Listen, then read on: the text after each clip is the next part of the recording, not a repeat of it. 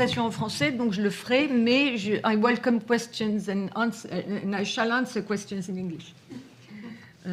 Je vous parle aujourd'hui de l'offensive contre les libertés académiques, ce dont beaucoup de mes collègues vous ont déjà parlé. Mais j'ai choisi 2 études de cas, la Grande-Bretagne et la France, qui sont emblématiques des démocraties libérales en général. Et ce que je vous présenterai, en fait, c'est un signe avant-coureur de tremblement de terre qui a frappé les États-Unis récemment. Je souligne aussi que je me concentre sur les offensives contre les libertés académiques de la part du politique, de la part des gouvernements, des instances gouvernementales, parce que je partage, comme l'a dit Eric ce matin, cette opinion qui est que ce sont les plus délétères et les plus dangereuses, puisqu'il s'agit du pouvoir. Alors, cette offensive contre les libertés académiques n'est pas née de la génération spontanée. Elle s'inscrit dans un contexte qui nous lance des offensives contre les libertés démocratiques en général.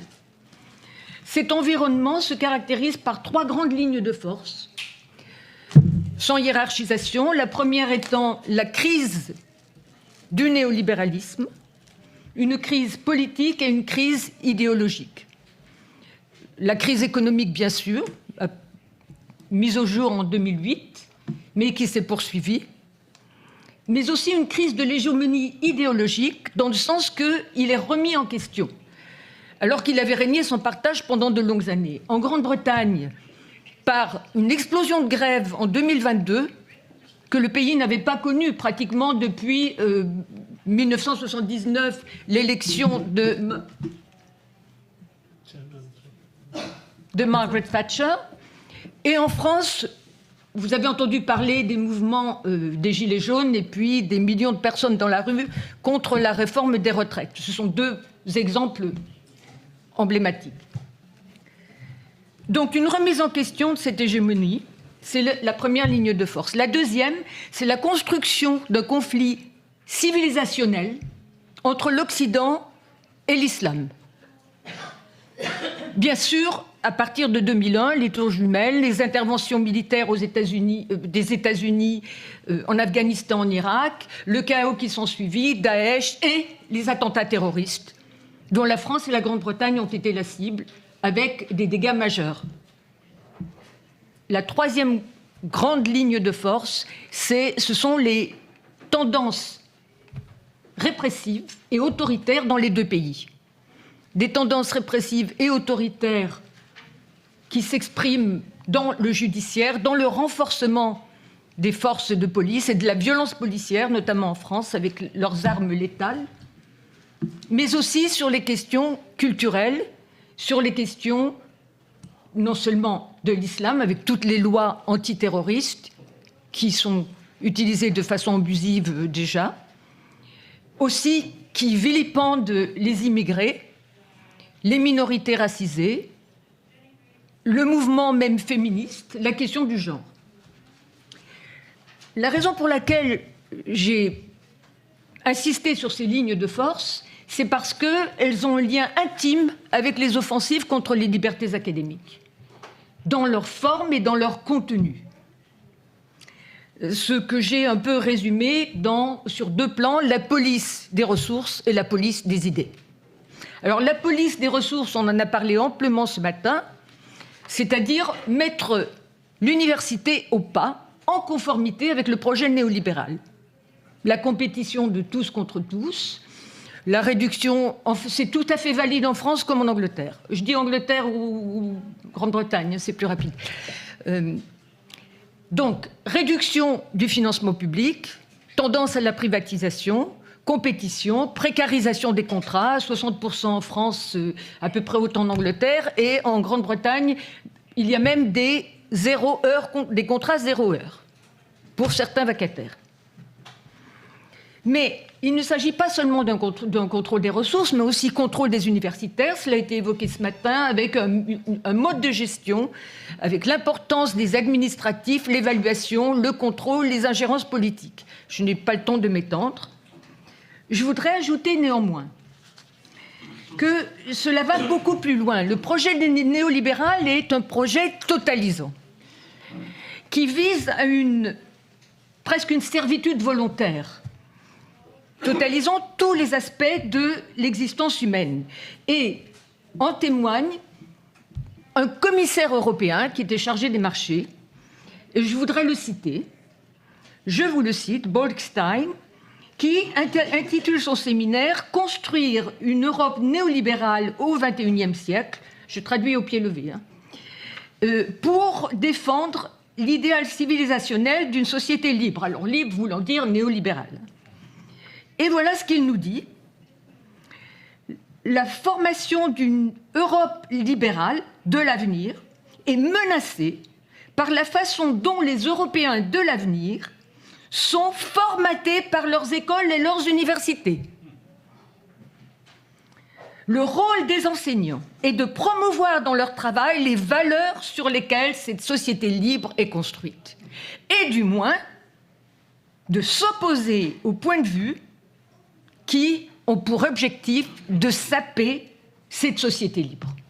Tout est dit. D'ailleurs, J.D. Vance l'a annoncé aussi, si vous vous rappelez, avant même d'être élu, l'université, c'est l'ennemi. Donc, je me tourne maintenant vers la police des idées. Une tradition parfaite a été introduite parce que je viens de vous citer, et je n'ai pas le temps d'élaborer beaucoup, mais ce que j'ai fait, c'est d'essayer d'établir un répertoire des mécanismes, des truchements élaborés par le politique, toutes les instances politiques, et même parapolitiques, pour s'attaquer aux universitaires et chercheurs. Alors, par quel truchement? Sans hiérarchisation, j'en ai identifié 4, mais tous sont relatifs aux chercheurs des sciences sociales qui traitent la question de l'esclavage, du colonialisme, du genre, de la méthodologie du décolonial, de l'intersectionnalité, etc. Le premier mécanisme, c'est la construction d'un ennemi de l'intérieur. Ce n'est pas nouveau, on a connu McCarthy. Il se décline de façon différente en France et en Grande-Bretagne. En France, on en a abondamment parlé ce matin, c'est l'islamo-gauchiste. L'islam étant l'ennemi international numéro 1 qui a remplacé le communisme, n'est-ce pas?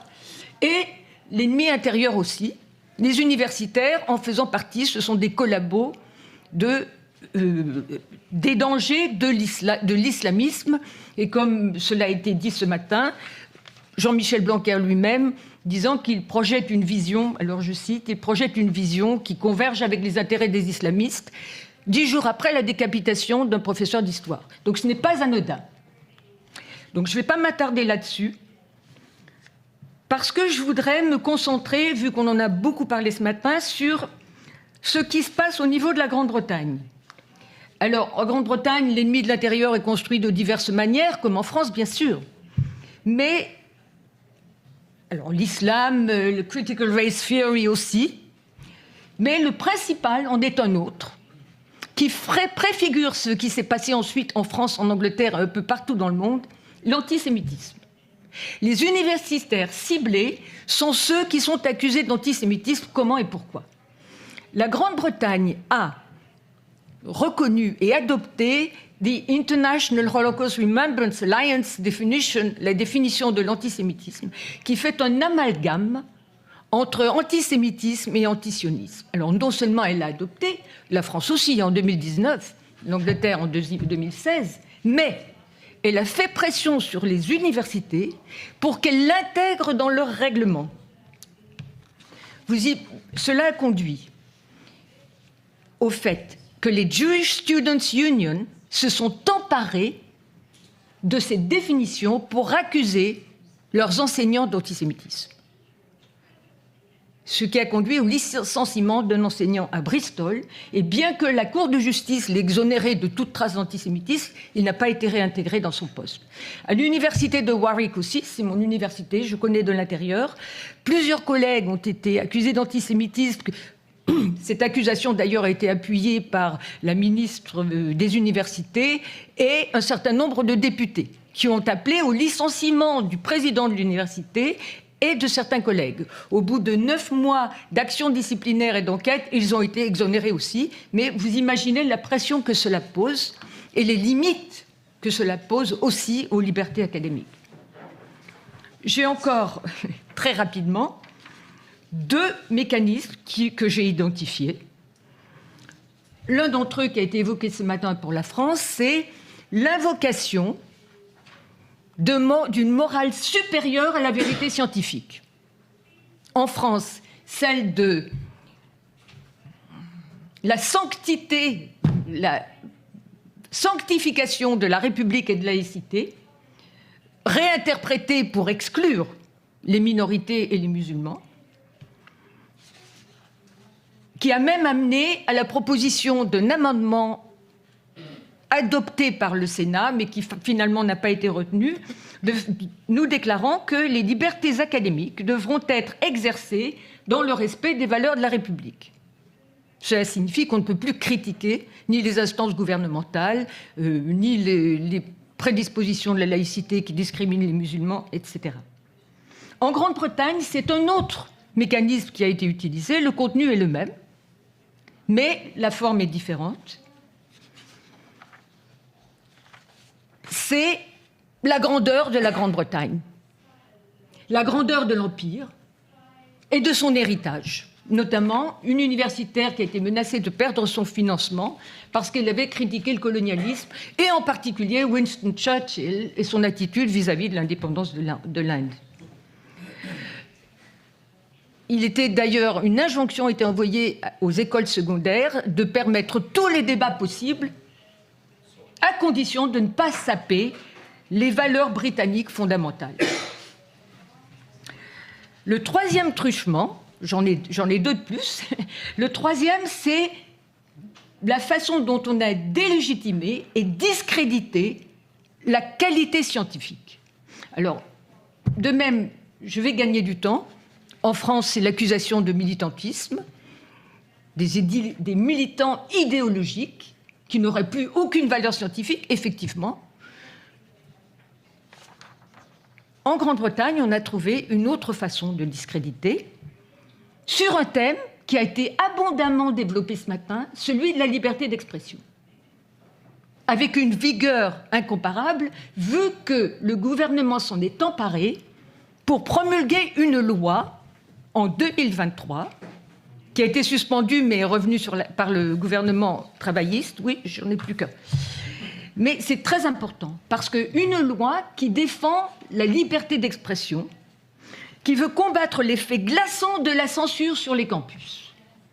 Et cette loi qui a nommé un champion, pour imposer la liberté d'expression, cela signifie que n'importe quel orateur qui voudrait, un platiste, qui voudrait défendre son point de vue dans un colloque universitaire pourrait le faire.